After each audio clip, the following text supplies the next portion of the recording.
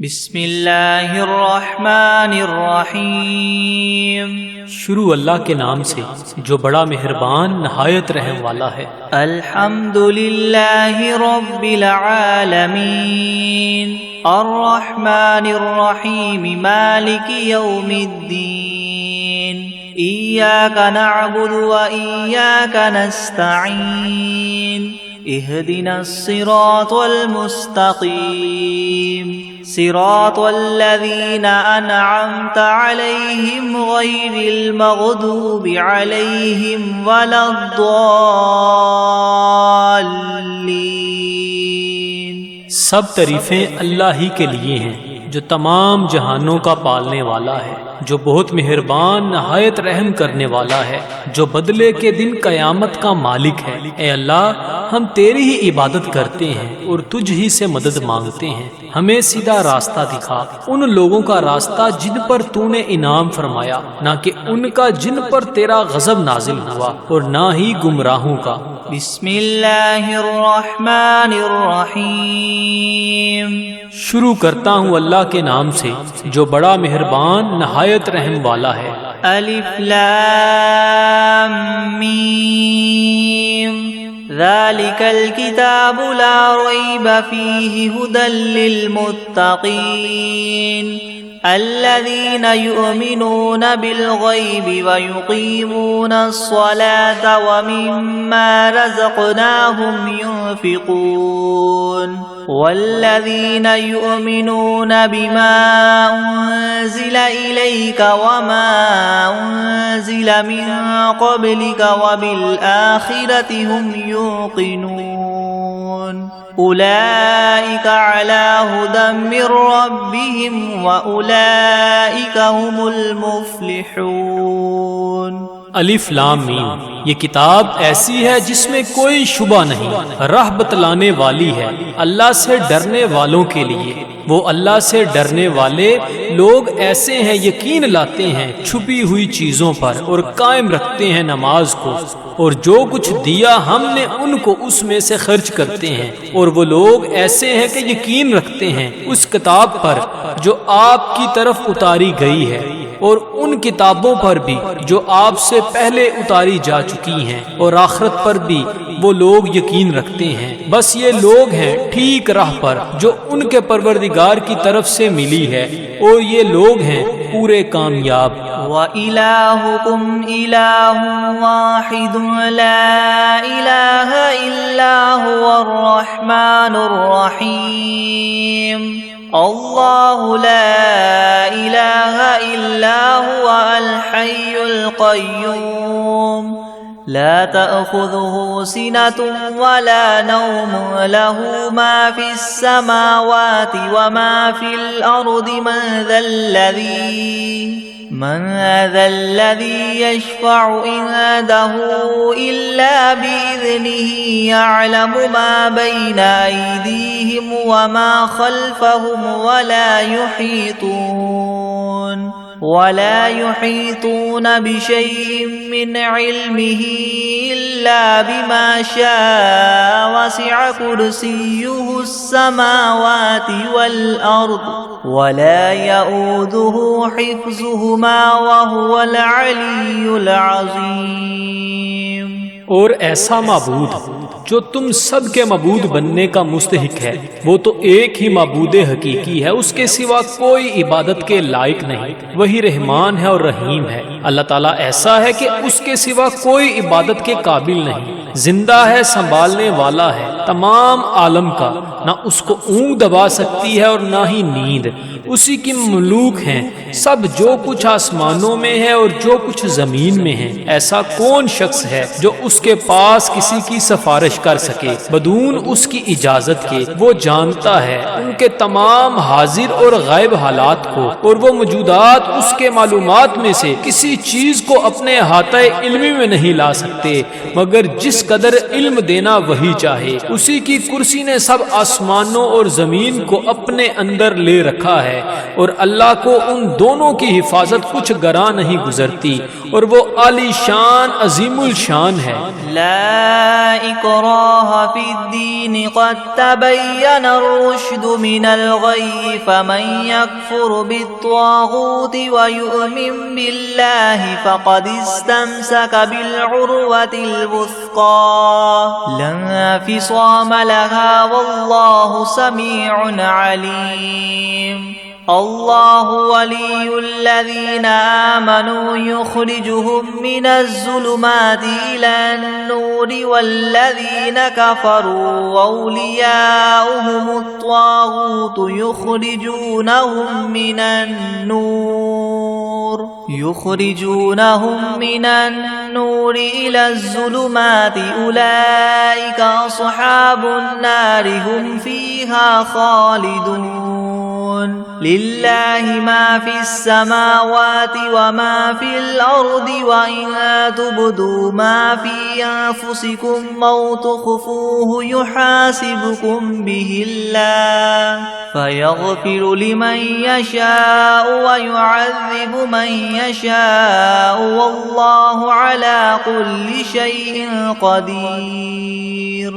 دین میں زبردستی نہیں، کیونکہ ہدایت یقیناً گمراہی سے ممتاز ہو چکی ہے۔ سو جو شخص شیطان سے بد اعتقاد اور اللہ تعالیٰ کے ساتھ خوش اعتقاد ہو، یعنی اسلام قبول کر لے، تو اس نے بڑا مضبوط حلقہ تھام لیا جس کو کسی طرح کی شکستگی نہیں، اور اللہ تعالیٰ خوب سننے والا، خوب جاننے والا ہے۔ اللہ تعالیٰ ساتھی ہے ان لوگوں کا جو ایمان لائے، ان کو کفر کی تاریخیوں سے نکال کر بچا کر نور اسلام کی طرف لاتا ہے، اور جو لوگ کافر ہیں ان کے ساتھی شیاطین ہیں، وہ ان کو نور اسلام سے نکال کر تاریخیوں کی طرف لے جاتے ہیں، اور ایسے لوگ دوزخ میں رہنے والے ہیں، یہ لوگ اس میں ہمیشہ ہمیشہ رہیں گے۔ اللہ ہی کی ملک ہیں سب، جو کچھ آسمانوں میں ہے اور جو کچھ زمین میں ہے، اور جو باتیں تمہارے نفسوں میں ہیں ان کو اگر تم ظاہر کرو گے یا پوشیدہ رکھو گے، حق تعالیٰ تم سے حساب لیں گے، پھر جس کے لیے منظور ہوگا بخش دیں گے، اور جس کو منظور ہوگا سزا دیں گے، اور اللہ تعالیٰ ہی ہر شے پر پوری پوری قدرت رکھنے والے ہیں۔ آمن الرسول بما انزل الیہ من ربہ والمؤمنون كل آمن بالله وملائكته وكتبه ورسله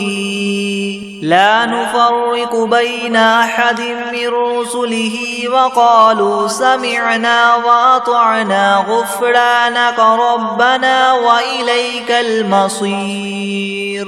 لا يكلف الله نفسا إلا وسعها لها ما كسبت وعليها ما اكتسبت ربنا لا تؤاخذنا إن نسينا أو أخطأنا ربنا ولا تحمل علينا إصرا كما حملته على الذين من قبلنا ربنا ولا تحملنا ما لا طاقة لنا به واعف عنا واغفر لنا وارحمنا أنت مولانا فانصرنا على القوم الكافرين۔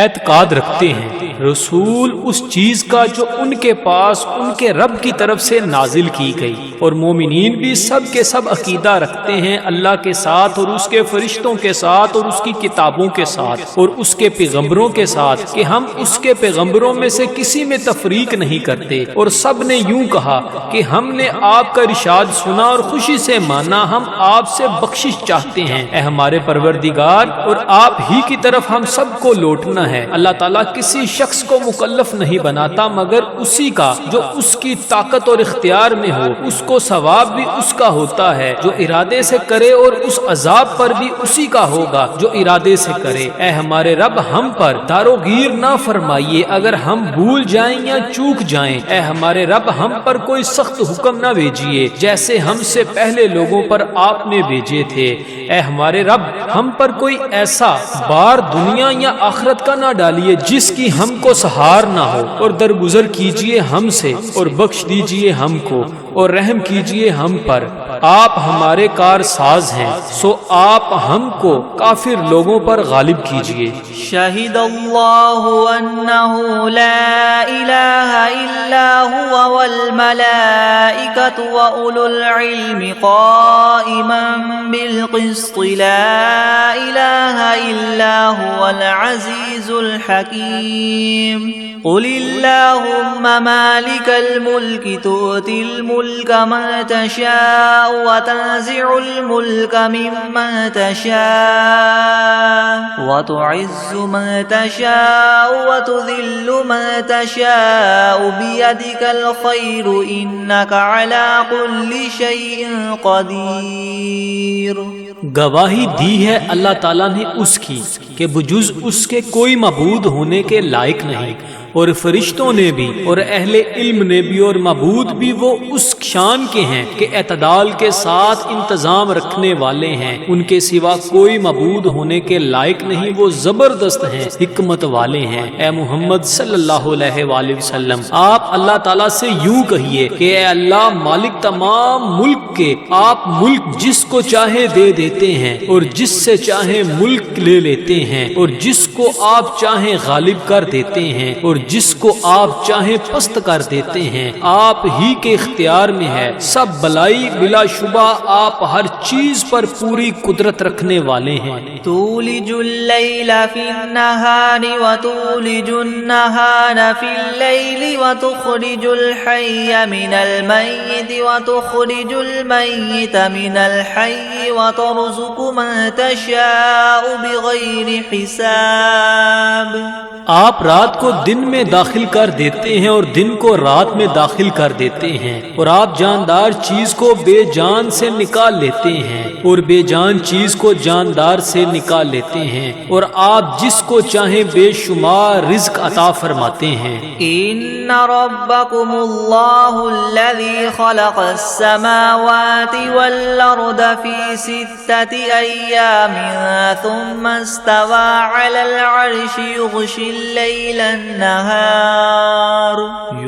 الليل النهار يطلبه حثيثا والشمس والقمر والنجوم مسخرات بأمره ألا له الخلق والأمر تبارك الله رب العالمين ادعوا ربكم تضرعا وخفية إنه لا يحب المعتدين۔ بے شک تمہارا رب اللہ ہی ہے جس نے سب آسمانوں اور زمین کو 6 روز میں پیدا کیا، پھر عرش پر قائم ہوا، چھپا دیتا ہے شب سے دن کو ایسے طور پر کہ وہ شب اس دن کو جلد ہی آ لیتی ہے، اور سورج اور چاند اور دوسرے ستاروں کو پیدا کیا ایسے طور پر کہ سب اس کے حکم کے تابع ہیں۔ یاد رکھو اللہ ہی کے لیے خاص ہے خالق ہونا اور حاکم ہونا، بڑی خوبیوں کے بڑے ہوئے ہیں اللہ تعالیٰ جو تمام عالم کے پروردگار ہیں۔ دعا کیا کرو تذلل ظاہر کر کے بھی اور چھپ کے بھی، واقعی اللہ ان لوگوں کو ناپسند کرتے ہیں جو دعا میں حد ادب سے نکل جائیں۔ وَلَا تُفْسِدُوا فِي الْأَرْضِ بَعْدَ إِصْلَاحِهَا وَادْعُوهُ خَوْفًا وَطَمَعًا إِنَّ رَحْمَتَ اللَّهِ قَرِيبٌ مِّنَ الْمُحْسِنِينَ قُلِ ادْعُوا اللَّهَ وَادْعُوا الرَّحْمَنَ أَيَّامَّا تَدْعُوا فَلَهُ الْأَسْمَاءُ الْحُسْنَى وَلَا تَجْهَرْ بِصَلَاتِكَ وَلَا تُخَافِتْ بِهَا وَابْتَغِ بَيْنَ ذَلِكَ سَبِيلًا وَقُلِ الْحَمْدُ لِلَّهِ الَّذِي لَمْ يَتَّخِذْ وَلَدًا وَلَمْ يَكُنْ لَهُ شَرِيكٌ فِي الْمُلْكِ وَلَمْ يَكُنْ لَهُ وَلِيٌّ مِّنَ الذُّلِّ وَكَبِّرْهُ تَكْبِيرًا۔ اور دنیا میں بعد اس کے کہ اس کی درستی کر دی گئی ہے، فساد مت پھیلاؤ، اور تم اللہ تعالیٰ کی عبادت کیا کرو اس سے ڈرتے ہوئے اور امید رکھتے ہوئے، بے شک اللہ تعالیٰ کی رحمت نزدیک ہے نیک کام کرنے والوں کے۔ آپ فرما دیجئے کہ خواہ اللہ کہہ کر پکارو یا رحمان کہہ کر پکارو، جس نام سے بھی پکارو گے سو اس کے بہت سے اچھے نام ہیں، اور اپنی نماز میں نہ تو بہت پکار کر پڑھیے اور نہ بالکل چھپکے چھپکے ہی پڑھیے، اور دونوں کے درمیان ایک طریقہ اختیار کر لیجئے اور کہہ دیجئے کہ تمام خوبیاں اسی اللہ کے لیے خاص ہیں جو نہ اولاد رکھتا ہے اور نہ اس کی کوئی سلطنت میں شریک ہے اور نہ کمزوری کی وجہ سے اس کا کوئی مددگار ہے، اور اس کی خوب برائیاں بیان کیا کیجئے۔ افحسبتم انما خلقناكم عبثا وانکم الینا لا ترجعون فتعالى الله الملك الحق لا اله الا هو رب العرش الكريم ومن يدع مع الله إلها آخر لا برهان له به فإنما حسابه عند ربه إنه لا يفلح الكافرون وقل رب اغفر وارحم وأنت خير الراحمين۔ ہاں تو کیا تم نے یہ خیال کیا تھا کہ ہم نے تم کو یوں ہی خالی از حکمت پیدا کر دیا ہے اور یہ خیال کیا تھا کہ تم ہمارے پاس نہیں لائے جاؤ گے؟ سو اس سے کامل طور پر ثابت ہو گیا کہ اللہ تعالیٰ بہت ہی عالی شان ہے، جو کہ بادشاہ حقیقی ہے، اس کے سوا کوئی عبادت کے لائق نہیں، عرش عظیم کا مالک ہے۔ اور جو شخص اس امر پر دلیل قائم ہونے کے بعد اللہ کے ساتھ کسی اور معبود کی بھی عبادت کرے کہ جس کے معبود ہونے پر اس کے پاس کوئی دلیل نہیں، سو اس کا حساب اسی کے رب کے یہاں ہوگا، جس کا نتیجہ لازمی یہ ہے کہ یقیناً کافروں کو فلاح نہ ہوگی۔ اور آپ یوں کہا کریں کہ اے میرے پروردگار معاف کر اور رحم کر، اور تو سب رحم کرنے والوں سے بڑھ کر رحم فرمانے والا ہے۔ بسم اللہ الرحمن الرحیم۔ شروع کرتا ہوں اللہ کے نام سے جو بڑا مہربان نہایت رحم والا ہے۔ والصافات صفا فالزاجرات زجرا فالتاليات ذكرا إن إلهكم لواحد رب السماوات والأرض وما بينهما ورب المشارق إنا زينا السماء الدنيا بزينة للكواكب وحفظا من كل شيطان مارد لا يسمعون إلى الملأ الأعلى ويقذفون من كل جانب دحورا ولهم عذاب واصب إلا من خطف الخطفة فأتبعه شهاب ثاقب فاستفتهم أهم أشد خلقا ممن خلقنا إنا خلقناهم من طين لازب۔ قسم ہے ان فرشتوں کی جو صف باندھ کر کھڑے ہوتے ہیں، پھر ان فرشتوں کی جو بندش کرنے والے ہوتے ہیں، پھر ان فرشتوں کی جو ذکر کی تلاوت کرنے والے ہیں کہ تمہارا معبود برحق ایک ہے، وہ پروردگار ہے آسمانوں اور زمین کا اور جو کچھ ان کے درمیان میں ہے، اور پروردگار ہے طلوع کرنے کے موقع کا۔ ہم نے رونق دی ہے اس طرف والے آسمان کو ایک عجیب آرائش یعنی ستاروں کے ساتھ، اور حفاظت بھی کی ہے ہر شریر شیاطین سے۔ وہ شیاطین عالم بالا کی طرف کان بھی نہیں لگا سکتے، اور وہ ہر طرف سے مار کر دھکے دیے جاتے ہیں، اور ان کے اس لیے دائمی عذاب ہوگا۔ مگر جو شیطان کچھ خبر لے کر بھی بھاگے تو ایک دہکتا ہوا شعلہ ان کے پیچھے لگا دیا گیا۔ تو آپ ان سے پوچھئے کہ یہ لوگ بناوٹ میں سخت ہیں یا ہماری پیدا کی ہوئی یہ چیزیں؟ ہم نے ان لوگوں کو چپکتی ہوئی مٹی سے پیدا کیا۔ یا معشر الجن والانس ان استطعتم ان تنفذوا من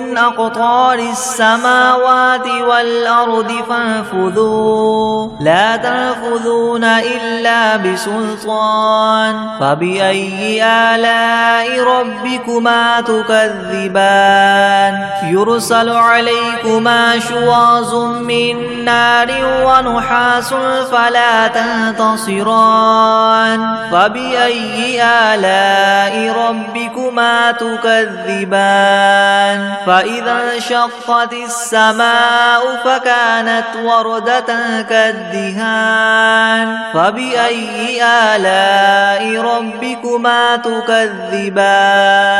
فيومئذ لا يسأل عن ذنبه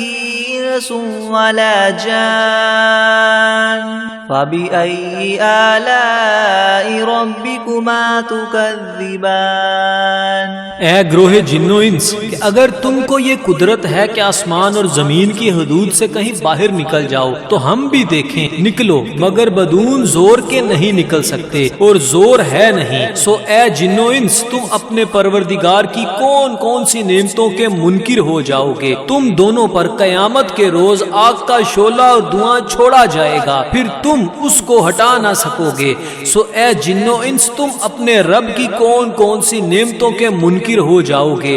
غرض جب قیامت آئے گی جس میں آسمان پھٹ جاوے گا اور ایسا سرخ ہو جائے گا جیسے سرخ نری یعنی چمڑا، سو اے گروہ جن و انس، تم اپنے پروردگار کی کون کون سی نعمت کو جٹلاؤ گے؟ تو اس روز کسی انسان اور جن سے اس کے جرم کے متعلق نہ پوچھا جائے گا۔ سو اے گروہ جن و انس، تم اپنے پروردگار کی کون کون سی نعمت کو جٹلاؤ گے؟ لو انزلنا هذا القرآن على جبل لرأيته خاشعا متصدعا من خشية الله وتلك الأمثال نضربها للناس لعلهم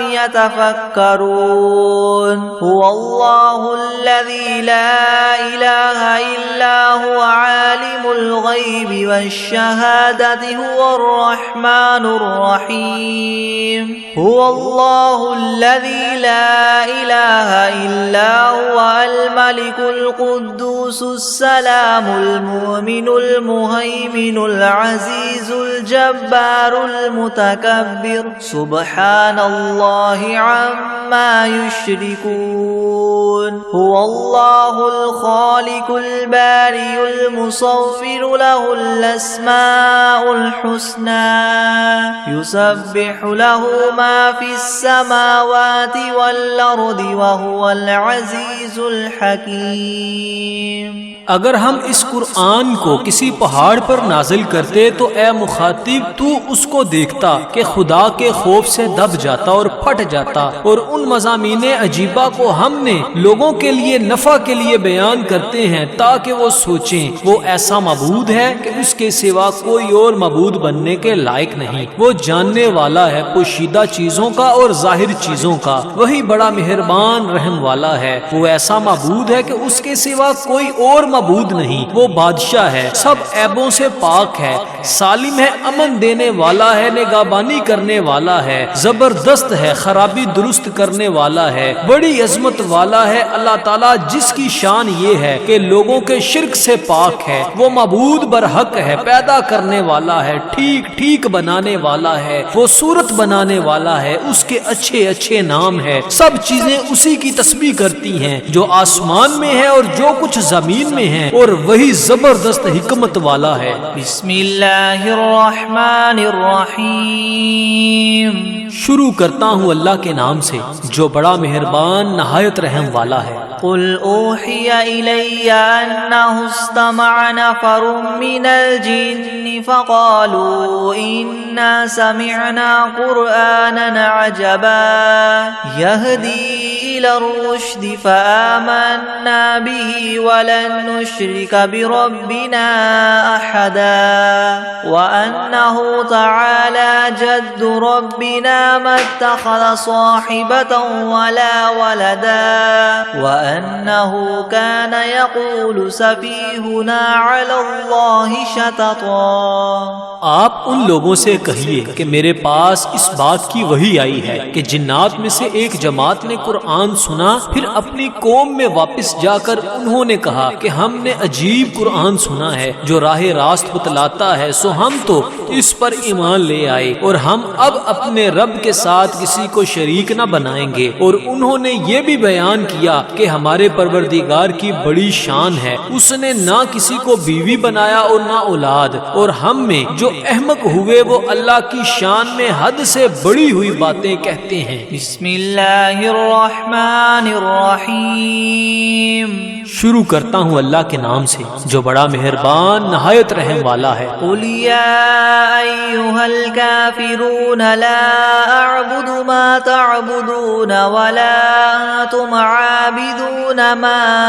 اعبد ولا انا عابد ما عبدتم ولا انتم عابدون ما اعبد لكم دینکم ولی دین. آپ ان کافروں سے کہہ دیجئے کہ اے کافرو میرا اور تمہارا طریقہ متحد نہیں ہو سکتا، اور نہ تو فی الحال میں تمہارے معبودوں کی پرستش کرتا ہوں اور نہ تم میرے معبود کی پرستش کرتے ہو، اور نہ ہی آئندہ استقبال میں تمہارے معبودوں کی پرستش کروں گا اور نہ ہی تم میرے معبود کی پرستش کرو گے. تو تم کو تمہارا بدلہ ملے گا اور مجھ کو میرا بدلہ ملے گا. بسم اللہ الرحمن الرحیم. شروع کرتا ہوں اللہ کے نام سے جو بڑا مہربان نہایت رحم والا ہے. قل هو اللہ احد اللہ الصمد لم یلد ولم یولد ولم یکن له کفوا احد. آپ ان لوگوں سے کہہ دیجئے کہ وہ یعنی اللہ اپنے کمال ذات و صفات میں ایک ہے. اللہ ایسا بے نیاز ہے کہ وہ کسی کا محتاج نہیں اور اس کے سب محتاج ہیں. اس کے اولاد نہیں اور نہ وہ کسی کی اولاد ہے اور نہ کوئی اس کے برابر کا ہے. بسم اللہ الرحمن الرحیم. شروع کرتا ہوں اللہ کے نام سے جو بڑا مہربان نہایت رحم والا ہے. قل اعوذ برب الفلق من شر ما خلق ومن شر غاسق اذا وقب ومن شر النفاثات في العقد ومن شر حاسد اذا حسد. آپ کہیے کہ میں صبح کے مالک کی پناہ لیتا ہوں تمام مخلوقات کے شر سے اور بالخصوص اندھیری رات کے شر سے جب وہ رات آ جائے، اور گروہوں پر پڑھ پڑھ کر پھونکنے والیوں کے شر سے اور حسد کرنے والے کے شر سے جب وہ حسد کرنے لگے. بسم اللہ الرحمن الرحیم. شروع کرتا ہوں اللہ کے نام سے جو بڑا مہربان نہایت رحم والا ہے. قل اعوذ برب الناس ملک الناس الہ الناس من شر الوسواس الخناس الذي يوسوس في صدور الناس من الجنة والناس. آپ کہیے کہ میں آدمیوں کے مالک، آدمیوں کے بادشاہ، آدمیوں کے معبود کی پناہ لیتا ہوں وسوسہ ڈالنے والے، پیچھے ہٹ جانے والے شیطان کے شر سے جو لوگوں کے دلوں میں وسوسہ ڈالتا ہے، خواہ وسوسہ ڈالنے والا جن ہو یا آدمی ہو. بسم اللہ الرحمن الرحیم. شروع کرتا ہوں اللہ کے نام سے جو بڑا مہربان نہایت رحم والا ہے. اللہم صل علی سیدنا محمد وعلی آل سیدنا محمد صلاة تنجینا بها من جمیع الأهوال والآفات وتقضی لنا بها جمیع الحاجات وتطهرنا بها من جميع السيئات وترفعنا بها عندك أعلى الدرجات وتبلغنا بها أقصى الغايات من جميع الخيرات في الحياة وبعد الممات إنك مجيب الدعوات ورافع الدرجات ويا قاضي الحاجات ويا كافي المهمات ويا دافع البليات ويا حل المشكلات أغثني يا إلهي إنك على كل شيء قدير. اللهم صل على سيدنا محمد النبي الأمي وآله وبارك وسلم. بسم الله الرحمن الرحيم. اللهم صل على محمد وعلى آل محمد كما صليت على إبراهيم وعلى آل إبراهيم إنك حميد مجيد. اللهم بارك على محمد وعلى آل محمد كما باركت على إبراهيم وعلى آل إبراهيم إنك حميد مجيد. بسم الله الرحمن الرحيم. الحمد لله رب العالمين الرحمن الرحيم مالك يوم الدين. إياك نعبد وإياك نستعين. اهدنا الصراط المستقيم صراط الذين أنعمت عليهم غير المغضوب عليهم ولا الضالين. بسم الله الرحمن الرحيم. ألف لام ميم. ذلك الكتاب لا ريب فيه هدى للمتقين الذين يؤمنون بالغيب ويقيمون الصلاة ومما رزقناهم ينفقون والذين يؤمنون بما أنزل إليك وما أنزل من قبلك وبالآخرة هم يوقنون أولئك على هدى من ربهم وأولئك هم المفلحون. وإلهكم إله واحد لا إله إلا هو الرحمن الرحيم. الله لا إله إلا هو الحي القيوم لا تأخذه سنة ولا نوم له ما في السماوات وما في الأرض. من ذا الذي يشفع عنده إلا بإذنه يعلم ما بين أيديهم وما خلفهم ولا يحيطون بشيء من علمه إلا بما شاء. وسع كرسيه السماوات والأرض ولا يؤوده حفظهما وهو العلي العظيم. لا إكراه في الدين قد تبين الرشد من الغي. فمن يكفر بالطاغوت ويؤمن بالله فقد استمسك بالعروة الوثقى لا انفصام لها والله سميع عليم. الله ولي الذين آمنوا يخرجهم من الظلمات إلى النور والذين كفروا أولياؤهم الطاغوت يخرجونهم من النور إلى الظلمات أولئك أصحاب النار هم فيها خالدون. لله ما في السماوات وما في الأرض وإن تبدوا ما في أنفسكم أو تخفوه يحاسبكم به الله فيغفر لمن يشاء ويعذب من يشاء والله على كل شيء قدير. آمن الرسول بما أنزل إليه من ربه والمؤمنون كل آمن بالله وملائكته وكتبه ورسله لا نفرق بين أحد من رسله وقالوا سمعنا وأطعنا غفرانك ربنا وإليك المصير. لا يكلف الله نفسا إلا وسعها لها ما كسبت وعليها ما اكتسبت ربنا لا تؤاخذنا إن نسينا أو أخطأنا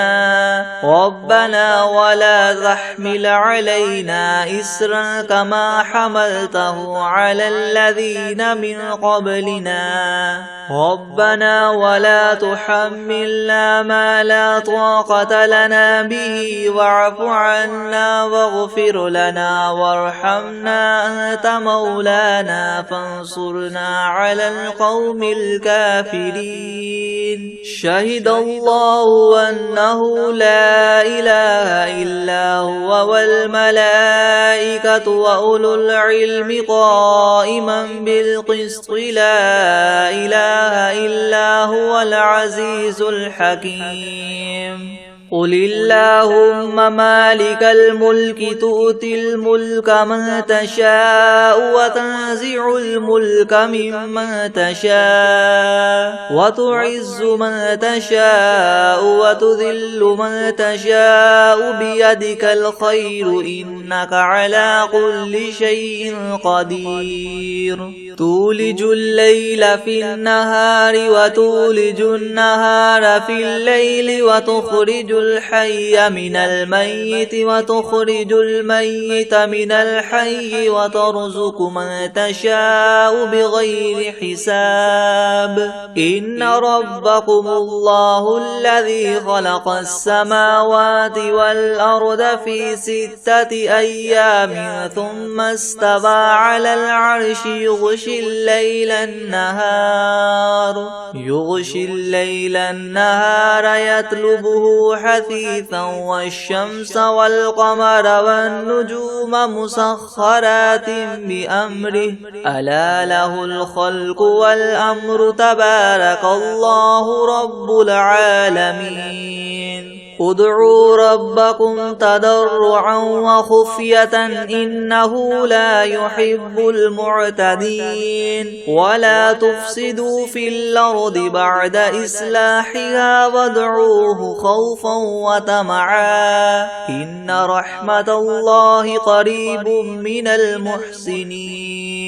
قل ادعوا الله أو ادعوا الرحمن أيما تدعوا فله الأسماء الحسنى ولا تجهر بصلاتك ولا تخافت بها وابتغ بين ذلك سبيلا وقل الحمد لله الذي لم يتخذ ولدا ولم يكن له شريك في الملك ولم يكن له ولي من الذل وكبره تكبيرا أفحسبتم أنما خلقناكم عبثا وأنكم إلينا لا ترجعون فتعالى الله الملك الحق لا إله إلا هو رب العرش الكريم ومن يدع مع الله إلها آخر لا برهان له به فإنما حسابه عند ربه إنه لا يفلح الكافرون وقل رب اغفر وارحم وأنت خير الراحمين بسم الله الرحمن الرحيم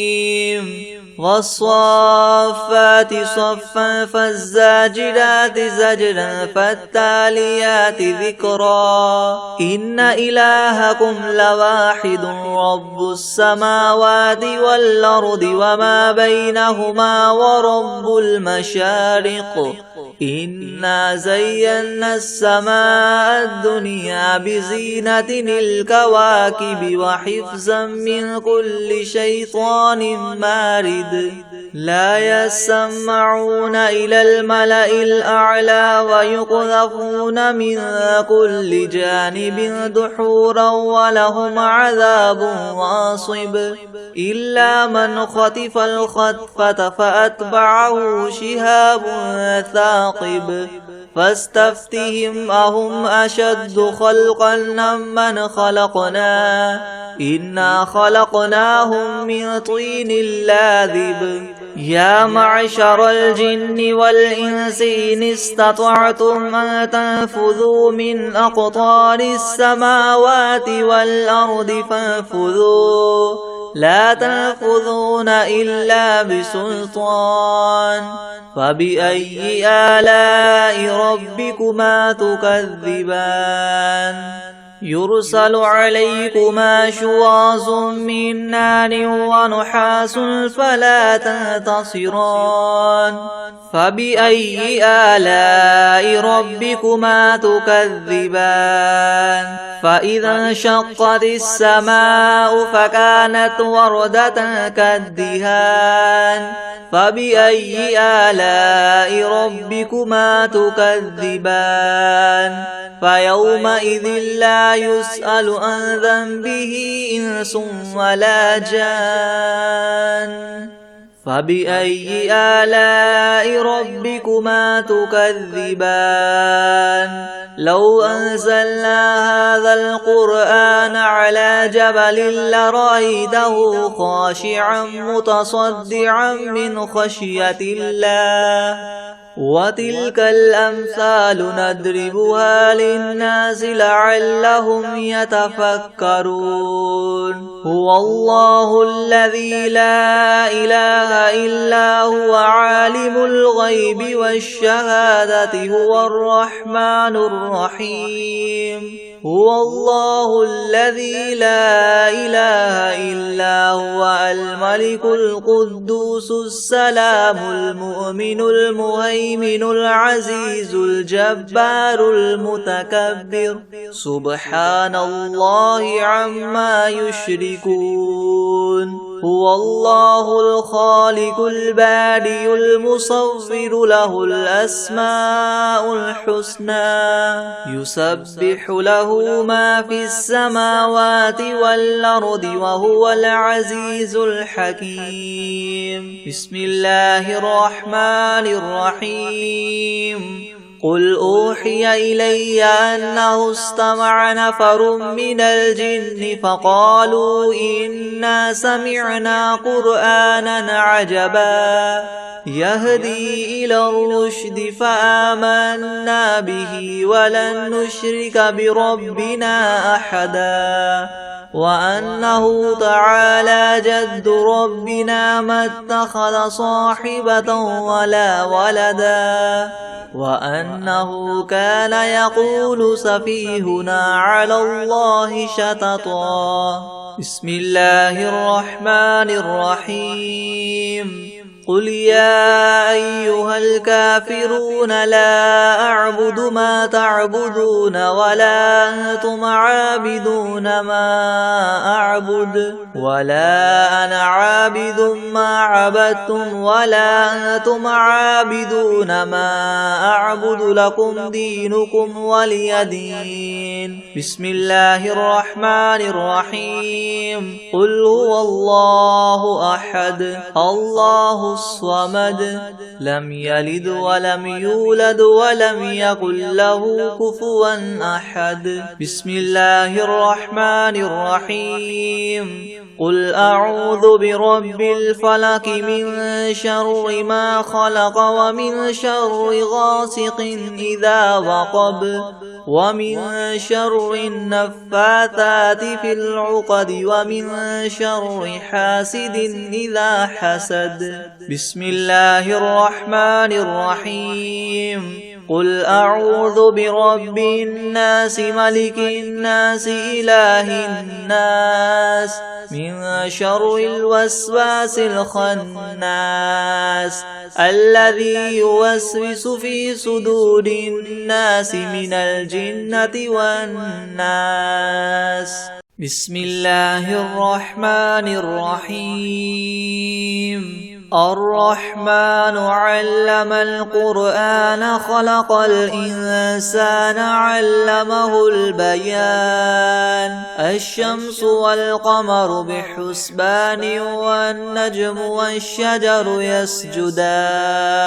والسماء رفعها ووضع الميزان ألا تطغوا في الميزان وأقيموا الوزن بالقسط ولا تخسروا الميزان والأرض وضعها للأنام فيها فاكهة والنخل ذات الأكمام والحب ذو العصف والريحان فبأي آلاء ربكما تكذبان خلق الإنسان من صلصال كالفخار وخلق الجان من مارج من نار فبأي آلاء ربكما تكذبان رب المشرقين ورب المغربين فبأي آلاء ربكما تكذبان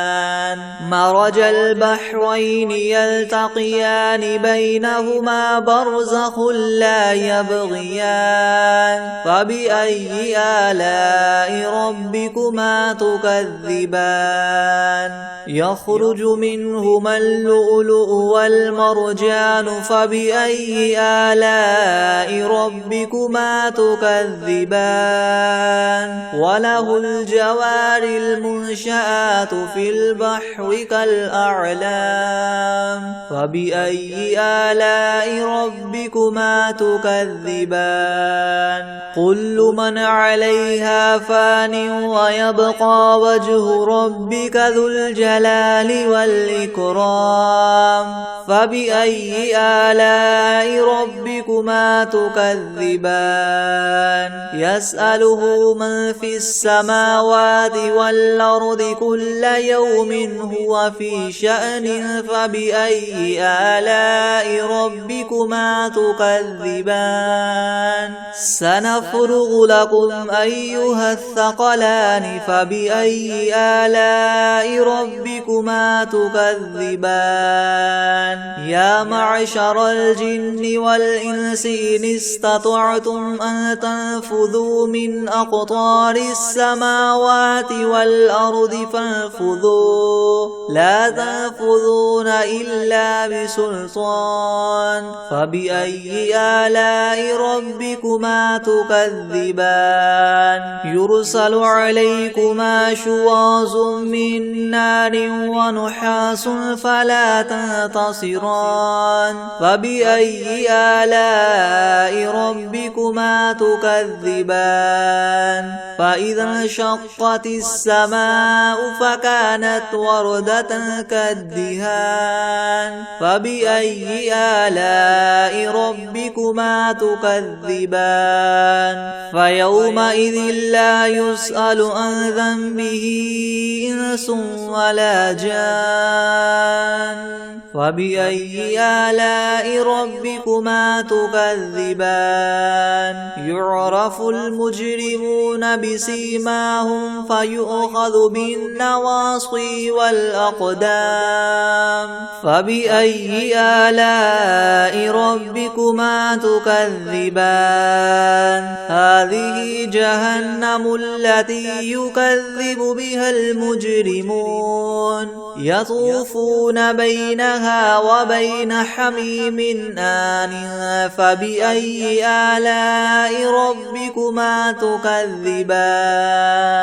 ولمن خاف مقام ربه جنتان فبأي آلاء ربكما تكذبان ذواتا أفنان فبأي آلاء ربكما تكذبان فيهما عينان تجريان الزوجان فبأي آلاء ربكما تكذبان فيهما من كل فاكهة زوجان فبأي آلاء ربكما تكذبان متكئين على فرش بطائنها من استبرق وجنى الجنتين دان فبأي آلاء ربكما تكذبان فيهن قاصرات الطرف لم يطمثهن إنس قبلهم ولا جان فبأي آلاء ربكما تكذبان كأنهن الياقوت والمرجان فبأي آلاء ربكما تكذبان هل جزاء الإحسان إلا الإحسان فبأي آلاء ربكما تكذبان ومن دونهما جنتان فبأي آلاء ربكما تكذبان مدهامتان فبأي آلاء ربكما تكذبان فيهما عينان نضاختان فبأي آلاء ربكما تكذبان فيهما فاكهة ونخل ورمان فبأي آلاء ربكما تكذبان فيهن خيرات حسان فبأي آلاء ربكما تكذبان حور مقصورات في الخيام فبأي آلاء ربكما تكذبان لم يطمثهن إنس قبلهم ولا جان فبأي آلاء ربكما تكذبان متكئين على رفرف خضر وعبقري حسان فبأي آلاء ربكما تكذبان تبارك اسم ربك ذي الجلال والإكرام بسم الله الرحمن الرحيم عما يتساءلون عن النبأ العظيم الذي هم فيه مختلفون كلا سيعلمون ثم كلا سيعلمون ألم نجعل الأرض مهادا والجبال أوتادا وخلقناكم أزواجا وجعلنا نومكم سباتا وجعلنا الليل لباسا وجعلنا النهار معاشا وبنينا فوقكم سبعا شدادا وجعلنا سراجا وهاجا وأنزلنا من المعصرات ماء ثجاجا لنخرج به حبا ونباتا وجنات ألفافا إن يوم الفصل كان ميقاتا يوم ينفخ في الصور فتأتون أفواجا وفتحت السماء فكانت أبوابا وسيرت الجبال فكانت سرابا إن جهنم كانت مرصادا للطاغين مآبا لابثين فيها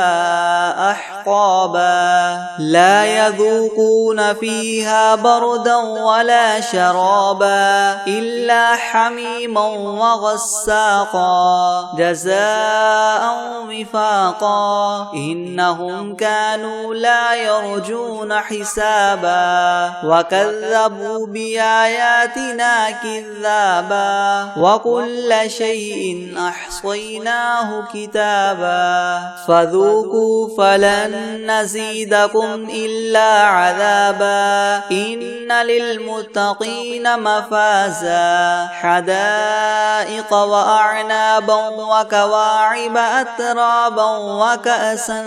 دهاقا لا يسمعون فيها لغوا ولا كذابا جزاء من ربك عطاء حسابا رب السماوات والأرض وما بينهما الرحمن لا يملكون منه خطابا يوم يقوم الروح والملائكة صفا لا يتكلمون إلا من أذن له الرحمن وقال صوابا ذلك اليوم الحق فمن شاء اتخذ إلى ربه مآبا إنا